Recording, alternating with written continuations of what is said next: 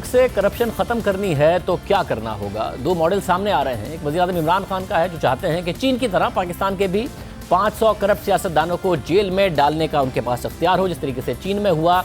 दूसरा चेयरमैन नैब का मॉडल जो समझते हैं कि अगर सऊदी अरब जैसे इख्तियारात उनके पास होते तो वो 4 नहीं 3 हफ्तों में करप्शन ख़त्म कर देते। क्या ये दोनों मॉडल करप्शन ख़त्म कर सकते हैं और क्या नैब के वसी तरीन इख्तियारात के होते हुए मज़ीद सख्त कवानीन की ज़रूरत है? इन दोनों सवालात का आपको तफसील से जवाब बताते हैं। पहले आपको सुनवाते हैं कि वज़ीर आज़म इमरान खान ने आज चीन में किस ख्वाहिश का इजहार किया। गुज़िश्ता हफ्ते chairman NAB justice Javed Iqbal ने अपनी गुफ्तगू में सऊदी अरब में होने वाले एहतसाब का जिक्र किया। वो कह रहे थे कि जी वो नैब ने किया क्या है अब तक। भैया आप मेहरबानी करके वो नैब से पूछ तो लें कि नैब ने आज तक क्या किया।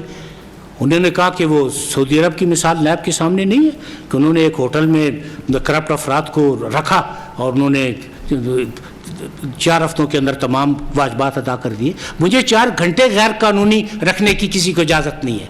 वहाँ बादशाहत है, वहाँ शहनशाहियत है, वहाँ उनके अपने कानून हैं, जो कह देते हैं वो ला बन जाता है। मैंने तो आज अगर अरेस्ट किया किसी को तो मुझ पर ये पाबंदी लाजमी है कि मैं 24 घंटे में कोर्ट के सामने उसको पेश करूँ। आप मुझे वो इख्तियारात मुझे दे दें, नैब को आप इख्तियारात दिला दें। उन्होंने तो 4 हफ्ते लिए थे, मैं आपसे 3 हफ्ते के लिए कहता हूँ कि मैं 3 हफ्ते में ये आपको करके दिखा दूंगा। फिर बाद में उन्होंने वजाहत की कि उन्होंने सऊदी अरब की मिसाल जल्द एहतसाब से मुताल्लिक सवाल के जवाब में दी। बहरहाल सवाल अपनी जगह है कि अगर सऊदी अरब वाले इख्तियारात मिल जाएं तो करप्शन क्या जल्दी ख़त्म हो जाएगी? आइए इन दोनों दावों का जायज़ा लेते हैं। क्या इन 2 ममालिक यानी कि चीन और सऊदी अरब के आमराना कवानीन करप्शन रोकने में कामयाब हो गए हैं? इस सवाल का जवाब है नहीं।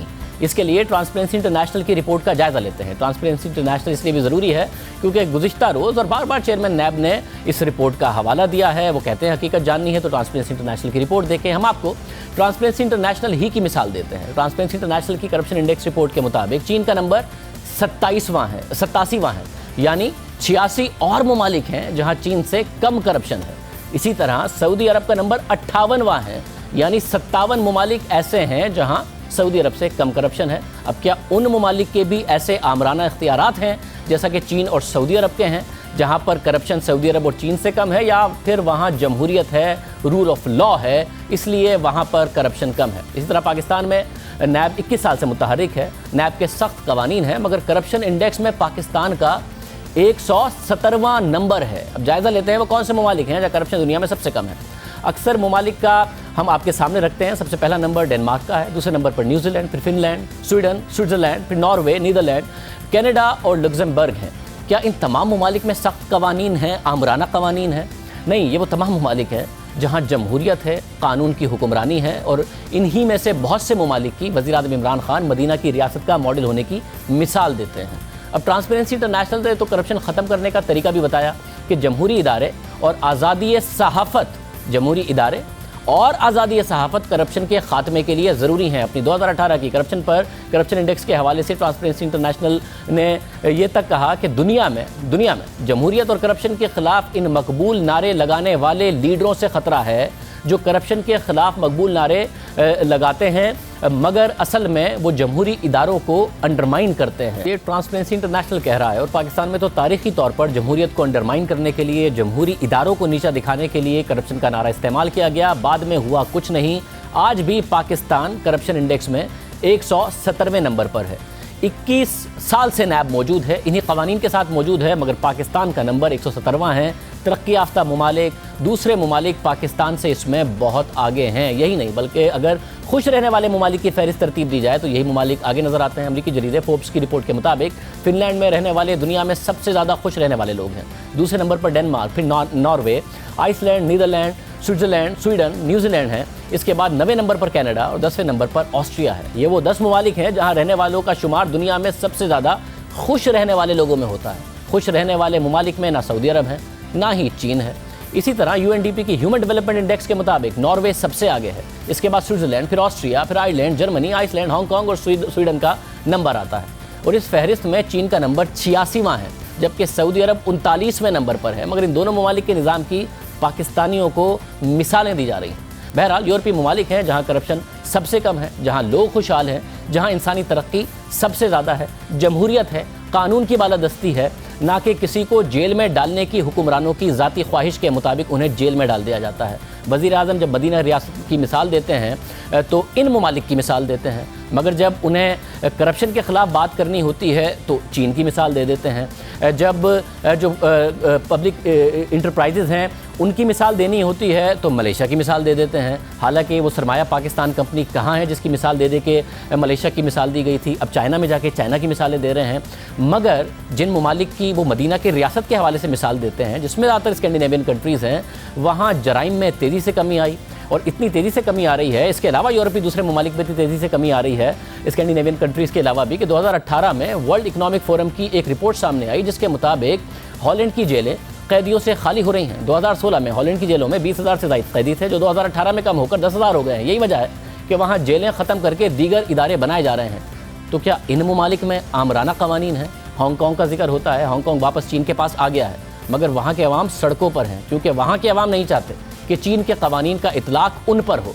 मगर वज़ीर आज़म पाकिस्तान चीन को आइडियलाइज़ कर रहे हैं, उनके जैसे कवानीन चाहते हैं। हालांकि नैब के कानून पर तनकीद होती है जो पाकिस्तान में कवानीन है कि ये कवानीन ड्रेकोनियन और आमराना हैं।